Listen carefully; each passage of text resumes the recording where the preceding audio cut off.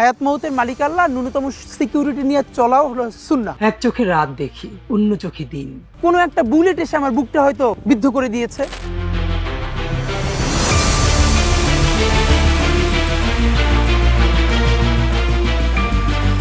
গুলিবিদ্ধ হয়ে হাসপাতালে মৃত্যুর সঙ্গে পাঞ্জা লড়ছেন ইনকিলাব মঞ্চের মুখপাত্র শরীফ ওসমান হাদী। তার এই অবস্থায় আবেগঘন এক স্ট্যাটাস দিয়েছেন প্রবাসী সাংবাদিক ইলিয়াস হোসেন। তিনি লিখেছেন, ভাই আমার, আমি দরকার হলে জামায়াতের নেতাদের পায়ে ধরব, তবে তোকে কিন্তু ফিরে আসতে হবে। বৃহস্পতিবার নিজের ভেরিফাইড ফেসবুক পেজে এক পোস্টে ইলিয়াস হোসেন তাদের সর্বশেষ কথোপকথনের স্মৃতিচারণ করেন। তিনি জানান, ঢাকা ৮ আসনে সাদিক কায়েমের নাম প্রার্থী হিসেবে আলোচনায় আসার পর ওসমান হাদী তাকে স্বাগত জানিয়ে একটি পোস্ট করেছিলেন। সেই লিঙ্কটি তিনি ইলিয়াসকে পাঠান। ইলিয়াস হোসেন লিখেন, হাদী হয়তো বোঝাতে চেয়েছিল সাদিক কায়েমের মতো শক্তিশালী প্রার্থী যেন জামায়াত তার বিপরীতে না দেয়। এর জবাবে ইলিয়াস তাকে কথা দিয়েছিলেন যে তিনি জামায়াতের সাথে কথা বলবেন যাতে হাদীর আসনে তারা প্রার্থী না দেয়। ইলিয়াস জানায়, সেই মেসেজে হাদী শুধু একটা লাভ রিয়েক্ট দিয়েছিল। ৬ ডিসেম্বর সেই রিয়েক্টটি ছিল তাদের শেষ যোগাযোগ। পোস্টের শেষ অংশে সাংবাদিক ইলিয়াস আবেগপ্রবণ হয়ে লিখেন, প্লিজ ভাই, তুই আবার আগের মতো ফোন করবি, টেক্সট করবি,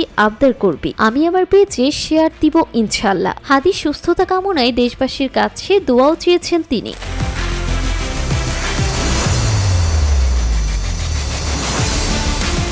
জান্নাতুল তাহসিন, ডেস্ক রিপোর্ট, সকালবেলা।